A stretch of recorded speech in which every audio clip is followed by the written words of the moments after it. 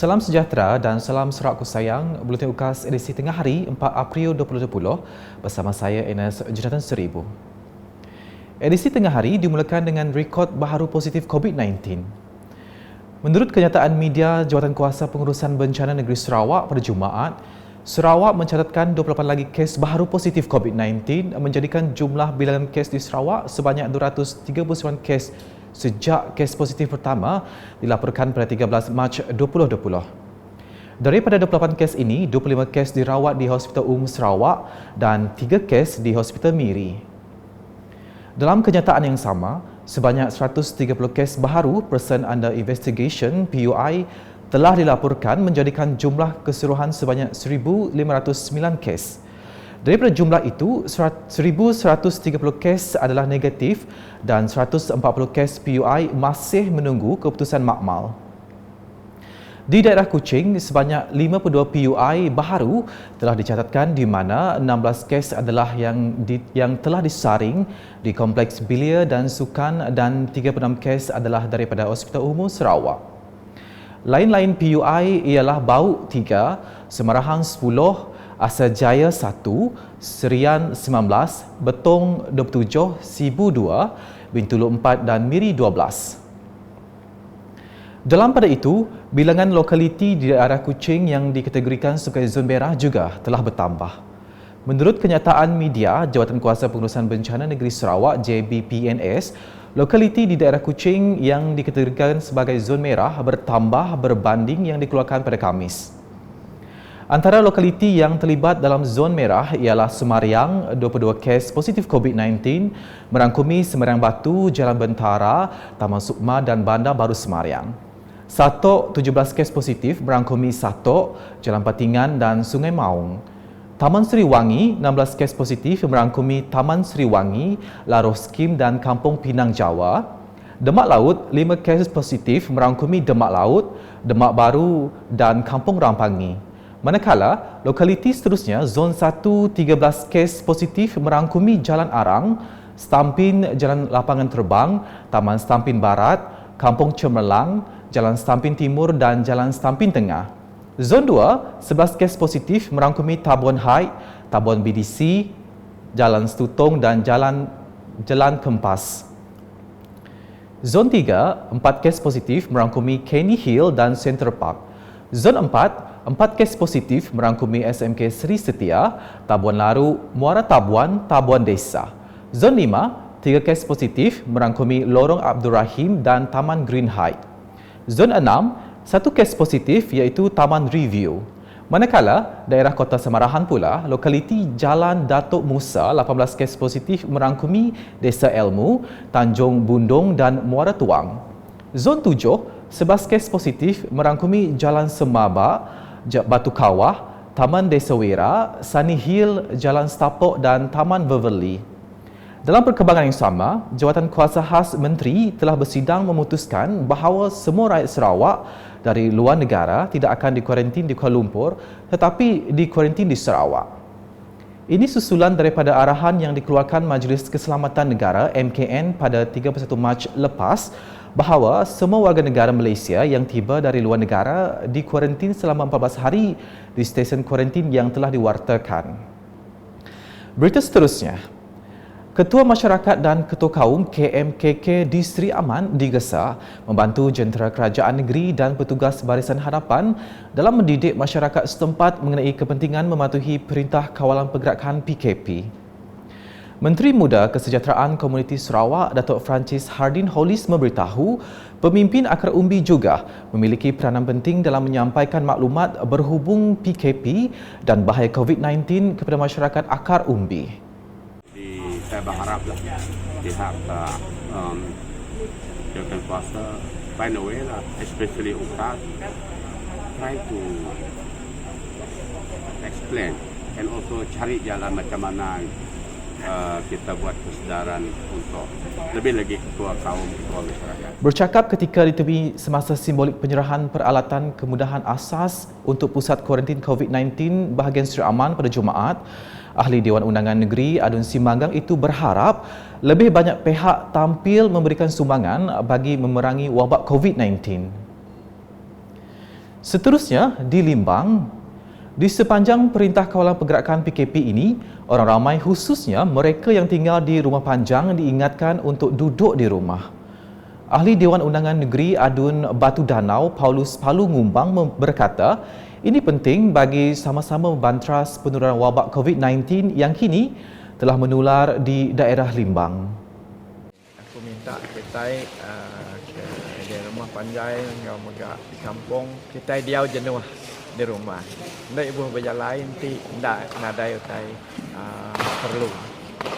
Ti dai ibu perlu. Jadi nyak pesan aku ngagai kita ke kawasan Madura. Beliau berkata demikian selepas penyerahan bantuan prihatin masyarakat semasa PKP bagi kawasan Dun Batu Danau pada Khamis. Seramai 1,239 penerima di sekitar Mendamit Lubai Batu Danau dan kawasan kampung yang berhampiran yang merangkumi 39 buah rumah panjang dan kampung menerima sumbangan daripada Adun Batu Danau Paulus Palu Anak Ngumbang.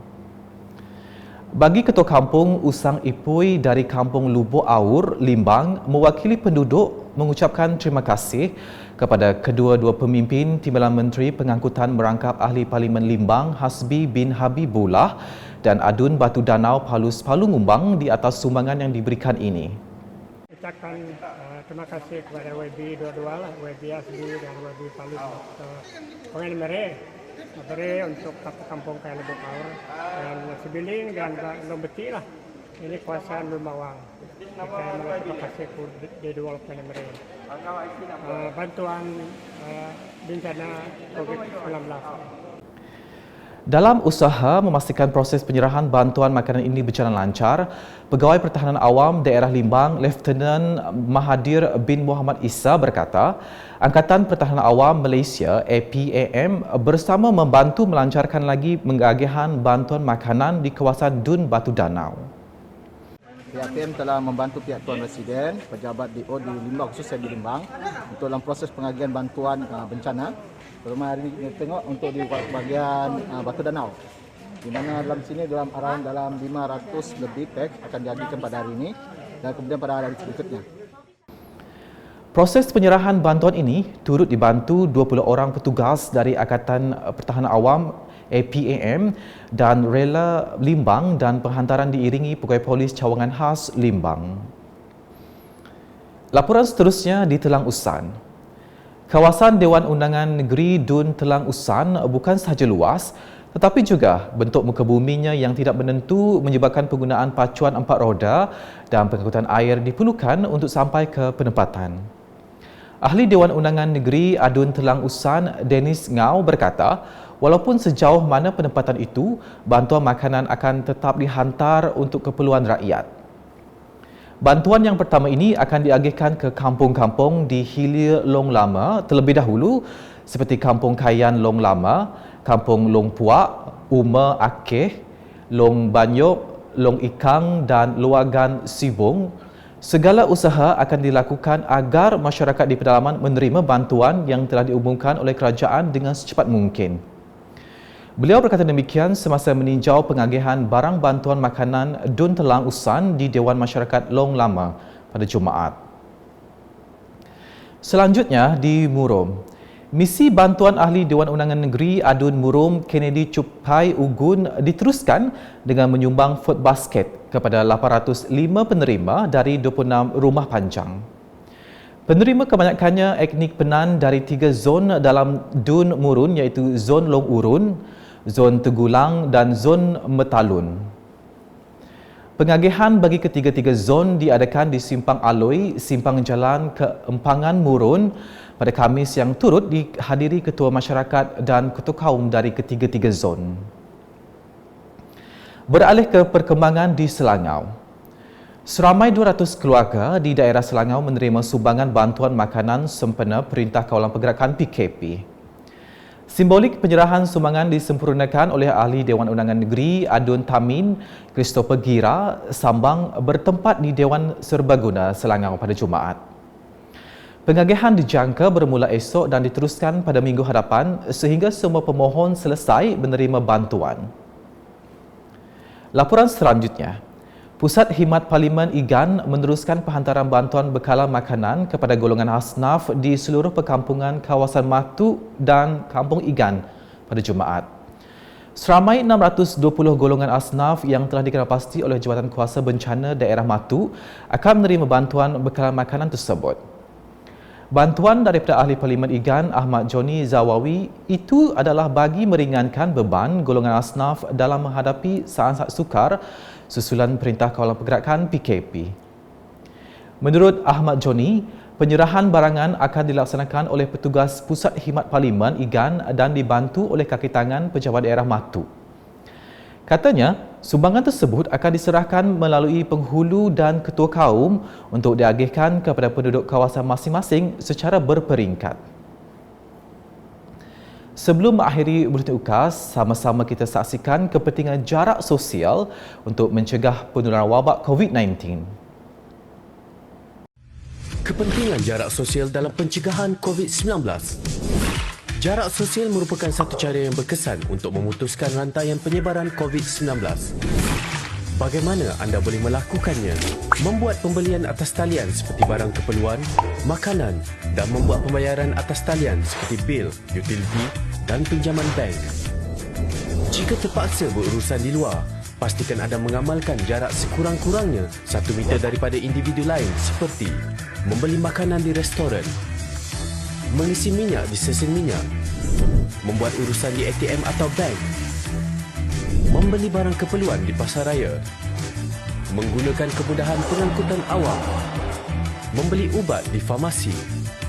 Jika membuat pembayaran di kaunter, guna pembayaran elektronik secara PayWave seperti kad kredit, kad debit dan e-wallet. Anda bosan?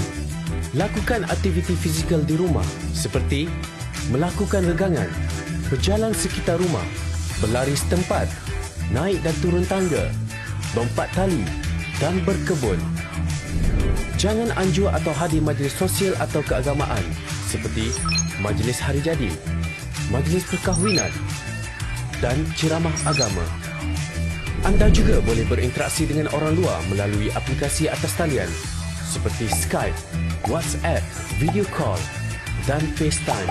Letakkan tangan di dada sebagai tanda hormat dengan ucapan salam bagi menggantikan bersalaman dan bersentuhan.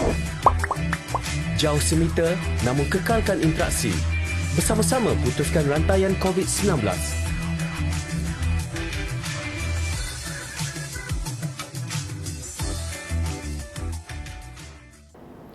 Sekian buletin UKAS edisi tengah hari bersama saya Enes Jonathan Seribu dan kru penerbitan. Ikuti berita selanjutnya pada buletin UKAS edisi petang. Jaga diri anda, keluarga anda dan sentiasa berwaspada. Dapatkan berita terkini Sarawak setiap hari dengan melayari ukas.sarawak.gov.my atau di Facebook, Instagram, Twitter dan saluran YouTube Buletin UKAS. Salam UKAS.